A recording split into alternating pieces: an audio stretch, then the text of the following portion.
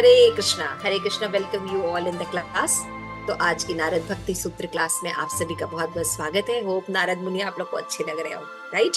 तो नारद मुनि ने अभी जो सेक्शन शुरू किया है वो है शुद्ध एवं मिश्रित भक्ति। तो शुद्ध भक्ति तो अनिर्वचनीय है, उन्होंने एक्सप्लेन किया। तो आज देखते हैं कि 52 श्लोक में वो और क्या बताते हैं। तो बात छोटी सी है, मैंने बोला था छोटा पैकेट, छोटे छोटे शब्द बोल रहे हैं, सूत्र दे रहे हैं, लेकिन उसके कितने बृहद एक्सप्लेनेशन है मनन के लिए, है ना। तो आइए शुरू करते हैं। नमो विष्णुपादाय कृष्ण प्रेष्ठाय भूतले श्रीमते भक्ति वेदांत स्वामी इति नाम्नि नमस्ते सारस्वती देवी गौरवाणी प्रचारिणे निर्विशेष शून्यवादी पाश्चात्य देशिकर। प्रेम से कहूँ जय श्री कृष्ण चैतन्य प्रभु नित्यानंद श्री अद्वैत केदार श्री सती गौर भक्तजन। हरे कृष्ण कृष्ण कृष्ण हरे हरे, हरे राम राम राम। तो अनिर्वचनीय है, तो उसको एक एग्जाम्पल के थ्रू नारद मुनि बता रहे कैसे। मूका आस्वादन वता 52 श्लोका, है ना। सूत्र में क्या बोल रहे, मूका आस्वादन वत। जैसे किसी गूंगे व्यक्ति को, है ना, गूंगे व्यक्ति को कुछ स्वाद करने के लिए दिया, फिर बोला आप वर्णन कीजिए कैसा था। उसी तरह से शुद्ध भक्ति को एक्सप्लेन किया जा सकता है। तो यहाँ पे तात्पर्य में बताते हैं कि संभव है कि एक युक्त भक्त भी भगवत प्रेम के अपने सटीक अनुभव को शब्दों में व्यक्त न कर पाए। अनुभव की अभिव्यक्ति हेतु भाषा की उनकी सीमाएं होती है, किंतु वह वृक्ष की शाखा की भांति आकाश में हमें चंद्र की निर्दिष्ट करने की सहायता देने का काम कर सकते हैं। यहाँ पे ये एक एग्जाम्पल न्याय बताया गया है ना।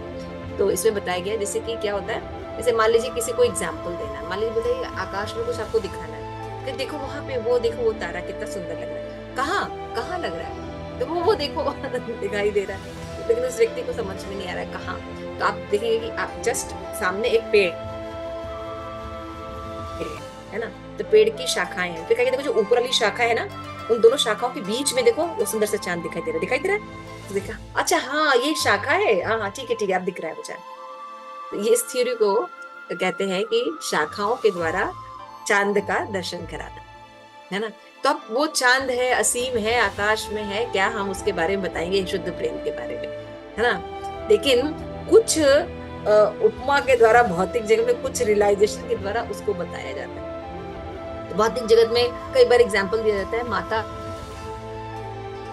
और पुत्र का, यही एक रियलाइजेशन है जो कि थोड़ा बहुत निस्वार्थ होता है बच्चों के साथ, है कि माता जो होते, माता पिता जो होते थे बच्चे से वो निस्वार्थ भाव से प्रेम करते हैं, तो उसी तरह प्रेम भी निस्वार्थ होता है ना।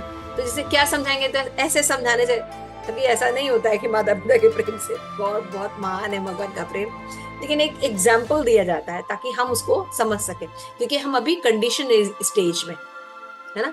तो इस तरह से बता रहे हैं नारद मुनि। तो नारद मुनि बता रहे हैं मूका आस्वादन। अब एक गूंगा व्यक्ति है, उसको क्या करे, भगवत प्रेम किस तरह से है कि जैसे एक गूंगे व्यक्ति को कुछ खाने को लिए दे दिया, फिर से बोले भैया इसका स्वाद कैसा, थोड़ा एक्सप्लेन करके बताइए। तो आपको क्या बताएगा, थोड़ा बहुत इशारे करेगा, कुछ करेगा, बस ऐसे इशारे उस प्रेम को एक्सप्लेन करने के लिए किए जा सकते हैं, अदरवाइज इसको एक्सप्लेन करना बहुत मुश्किल है। यहाँ पे आगे बोलते हैं कि रूप गोस्वामी भक्ति की क्रमशः प्रकृति का भी वर्णन करते हैं, और चैतन्य महाप्रभु ने जो हमें कृष्ण प्रेम दिया है उसके मिठास का वर्णन कैसे कि भगवत प्रेम जो है वो शक्कर की तरह है ना, शक्कर की तुलना करते हैं कि सर्वोत्तम क्या होता है, शक्कर क्या होता है, गन्ने के बीज के रूप में, फिर उससे गन्ना बनता है ना, गन्ने से फिर जो है रस निकलता है, फिर रस को उबाला जाता है ना, फिर उसका शीरा बना जाता है, फिर उसमें शक्कर निकलता है, फिर मिश्री निकलती है ना, फिर उसके अंत में हम चूस कर खाते हैं, फिर बताते हैं ओहो ये तो बहुत मीठा है। तो इतना प्रोसेस है ना।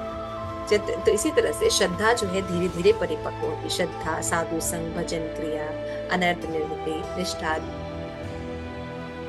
रुचि, आसक्ति से चल के पूरा प्रोसेस आसक्ति भाव प्रेम तक आते हैं। तो एटलीस्ट कम से कम हम साधक बन जा रहे हैं, है ना। और इस जीवन में हम क्या बन जाए, एटलीस्ट हम समझ सके कि मनुष्य जीवन की वैल्यू क्या है, किसी वैष्णव के अंडर में रह के हम साधन भक्ति शुरू करते हैं। तो साधन भक्ति में पहले वैधि भक्ति आती है, फिर रागानुगा भक्ति आती है, हमने पढ़ा है भक्ति रसायन सुंदर। तो एटलीस्ट किसी की गाइडेंस में हमको नियम को पालन करना चाहिए। यही नियम हमें लोभ उत्पन्न करने लगे, है ना। जब हम भगवान की रोज चैंटिंग करेंगे, किसी को रोज पुकारोगे तो कुछ ना कुछ तो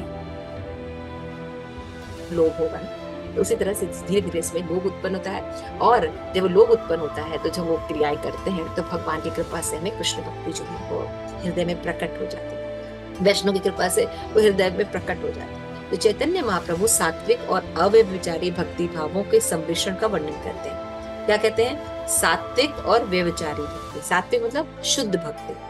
क्या कहते हैं? जैसे ये स्वाद दही, मिश्री, घी, काली मिर्च, कपूर के सम्मिश्रण के समान है। चैतन्य चरितामृत में 19 मध्य लीला 19:182 में इसको एक्सप्लेन किया। शुद्ध भक्ति क्या है? थोड़ी सी दही ले लें, जैसे हम लोग राधिका रसोई करते हैं ना, राधा रसोई में बताते हैं गरम मसाला बनाना तो कैसे बनाना है, टेक समथिंग जीरा अजवाइन ऐसे ऐसे करके बताते हैं। उसी तरह से चैतन्य महाप्रभु ने भी बताया कि भाई अगर शुद्ध जो हमारी सात्विक और अव्यभिचारी भक्ति है उसका कैसे मिश्रण तैयार हो। बताते हैं थोड़ा सा दही ले लें, मिश्री ले लें, घी ले लें, काली मिर्च ले लें, ऐसे थोड़ा कपूर मिला दें, इस मिश्रण कर दीजिए, है ना, तो अमृत की भांति स्वादिष्ट लगेगा। यही कृष्ण अमृत का मतलब बता रहे कि ये स्वाद होता है। तो इस भाषा में कुछ भी धोखा या अपूर्णता नहीं है, तथापि यह भाषा है आकाश में चंद्र के निर्देश देने वाली शाखा, है ना, आकाश चंद्र न्याय, इसको कहते हैं आकाश शाखा चंद्र न्याय। तो ये न्याय जो होता है इसके थ्रू क्या बताते हैं, इस भौतिक जगत की किसी चीज से हम आध्यात्मिक को एक्सप्लेन करते हैं, क्योंकि वो व्यक्ति आध्यात्मिक नहीं देख सकता, है ना, ये करते हैं। तो भगवत प्रेम के स्वाद का श्रवण करने के पश्चात भक्त का उस प्रेम की अपेक्षा करनी चाहिए और भक्ति में सेवा का अभ्यास करना चाहिए, और उसको जिससे वो स्वयं भी आस्वादन कर सके। जब हम आचार्यों द्वारा रिकमेंडेड मार्ग को चलते हैं, है ना, उन नियमों को पालन करते हैं, तो वो नियम साधारण जैसे जो लोग नियम पालन करते हैं उसकी तरह नहीं होता, ये कृष्ण प्रेम उत्पन्न करेगा, है ना। इसलिए आगे चल के हमें भी उनका आस्वादन होने लगता है ना? तो नारद ये नहीं कहते कि भक्ति की विषय वस्तु इतनी अस्पष्ट और अचिंत्य है कदापि समझा या बोला ही नहीं जा सकता। दूसरा अर्थ ना ले लो, कोई समझा ही नहीं सकता। उनका तात्पर्य है कि व्यक्ति तथा अनुभव इतना अद्भुत है कि इसका वर्णन करना कठिन। ये बात कही जा रही। तो किसी को सहजता से ये नहीं कहना चाहिए कि मैं कृष्ण प्रेम के विषय में सब कुछ जानता हूँ। मैंने अभी बोला ना, कुछ ऐसे पॉइंट्स होते हैं बहुत इजीली हम डिवेल आउट कर देते हैं, है ना। उसको नहीं करना चाहिए, गोपनीयता बनाई रखनी चाहिए। जैसे हम भक्ति करते हैं, नहीं आज मैंने ना 32 माला की, आज ना मैंने निराजल व्रत रखा, आज मैंने ये किया, तो वो सारा फल गया। जिसने सुना उनको आपने अपना फल दे दिया। तो भक्ति में क्योंकि ये प्रेम विषय है, और प्रेम से जब हम भगवान के लिए कुछ करते हैं तो होता है। जैसे जिनको प्रेम है देखो उनको आभास नहीं होता। जैसे मान लीजिए अब आज के दिन चैतन्य महाप्रभु का जन्म, ठीक है ना, अब आप सोच के देखो कि कितना एक्साइटमेंट होगा जगन्नाथ मिश्र को, सची माता को, सीता ठाकुरानी को, अद्वैताचार्य को और आसपास के सारे लोग, है ना। साक्षात भगवान ने जन्म लिया, सारे लोग आए हैं, सारी देवी देवता आए हैं ब्राह्मणियों के रूप में जगन्नाथ मिश्र। तो उनको होश होगा कि वो क्या हो रहा है उनके घर में? नहीं ना, उनको नहीं पता चलेगा, वो ऐसे ही व्रत रहेगा, है ना। लेकिन ठीक है भाई, हमारे हृदय में तो वो प्रेम है नहीं, क्योंकि हमें तो अपने बच्चों से प्रेम है, हमें चैतन्य महाप्रभु से थोड़ी प्रेम है ना। लेकिन अगर हम भी उनके साथ रह के ऐसे भाव के साथ करते हैं तो क्या होता है, धीरे धीरे हमारे अंदर भी कुछ लक्षण दिखाई देने लगते हैं, है ना। जब हम चैंटिंग करते हैं और भी चीजें करते हैं, भगवत प्रसाद खाते हैं, यही बात। तो सुख और प्रगाढ़ भावों में आध्यात्मिक अनुभव की कोई तुलना नहीं। ऐसे अनुभव को अभिव्यक्त करना अत्यंत कठिन है। जैसे अभी गुरु महाराज ने अपने जो ब्रदर हैं उनका 1 साल कंप्लीट हुआ शरीर त्याग के, उन्होंने उस दिन वो रखा था, मेमोरी के लिए रखा था, रियलाइजेशन के लिए। सब अपनी मेमोरी बोले थे। लास्ट में महाराज को भी बोला गया कि आप बताइए। महाराज कुछ बोल नहीं पा रहे थे ना, मतलब टूटे फूटे शब्द में बस थोड़ा सा बता पा रहे थे। लास्ट में 2-3 लाइन बोलने के बाद महाराज बोल रहे हैं कि मुझे पता नहीं था कि उस दिन जिस दिन मैंने अपने ब्रदर से लास्ट में मिला वो मेरा आखिरी उनके साथ मिलन था, है ना। ये क्या कि महाराज बस चुप हो, है ना। उसके बाद वो कुछ बोल नहीं पाए, उनका हृदय जो है भर गया। क्यों? जो महाराज इतने लेक्चर देते 4-4, 5-5 घंटे रुकते नहीं है, वो महाराज बोल नहीं पाए। कृष्णा को सेंटर में रख के उनसे संबंधित संबंध रखा हुआ था। हाँ, वो भी रखा था, बोल नहीं पाए क्योंकि अपने ब्रदर से रिलेशन है ना, ब्रदर हैं उनके, उनके ब्रदर थे, और उन्होंने कृष्ण भावनामृत के लिए अपना सब कुछ दे दिया उनके भाई, है ना। उनको उस समय सपोर्ट किया जब गुरु महाराज को सब चाहिए था। और खाली महाराज क्या करते, वो बोलते नहीं थे, वो करते थे, है ना। वो बोलते नहीं थे, वो करते थे। तो महाराज मिस कर रहे थे, क्योंकि इस तरह के जो भक्त होते हैं बहुत कम होते हैं ना, जो रख, जैसे मान लीजिए आपने एक प्रॉपर्टी बना दी, अब उसकी देखरेख करने वाला भी तो कोई अच्छा होना चाहिए ना। तो वो उस तरीके से उस वो देखते थे, करते थे। तो, तो इस तरह से हम समझ सकते हैं कि जब हमारा किसी के प्रति प्रेम संबंध होता है तो हम भाव में रहते हैं, है ना। जैसे चैतन्य महाप्रभु जगन्नाथ जी को देखे ज ग के आगे नहीं बोल पाते, और हम लोग जगन्नाथ अष्टकम आराम से गा लेंगे क्योंकि हमारे मन में वो भाव नहीं है, समझ रहे हैं। तो इस तरह से भक्ति, जैसे मूक व्यक्ति को आस्वादन करा जाए और पूछा जाए स्वाद कैसा है, उसी तरह भक्ति का है। तो सुख एवं प्रगाढ़ भावों के आध्यात्मिक अनुभव में कोई तुलना नहीं हो, अतः ऐसे अनुभवों को अभिव्यक्त करना बहुत कठिन होता है ना। अपने जीवन में भी हम देखते हैं, जब कभी हम भावुक रहते हैं, कोई पर्सनल अपनी बातें होती है, कोई बात होती है, तो दूसरे को उसका रियलाइजेशन नहीं होगा, लेकिन आप, क्योंकि वो आपके लिए बहुत इंपॉर्टेंट है, इसलिए आपके अंदर वो भाव डेवलप होता है ना। तो उसी तरह से जो भक्ति है, भक्त जो होते हैं वो कृष्ण प्रेम को डिफाइन करने के लिए बहुत सी चीजें बताते हैं, लेकिन इसको बता पाना इतना आसान नहीं है ना।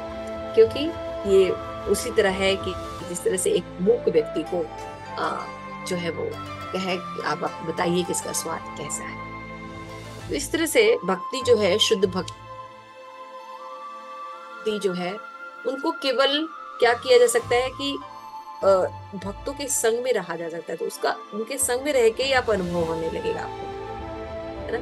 और कोई तरीका नहीं है भक्ति। इसीलिए जो प्लेटफॉर्म पे भक्ति करते हैं, है ना, भक्ति के लिए बहुत दुख सहे हैं, है ना, और एकदम भगवान पे पूरी श्रद्धा रखे, उनकी जो सारी पोजीशन है, वो जो जैसे शिल प्रपात देखिए, है ना, उन्होंने जिस तरह के शिल प्रपात ने अपने गुरु महाराज के वचनों को पूरा करने के लिए जो सारा जो दुख है वो सहा, है ना।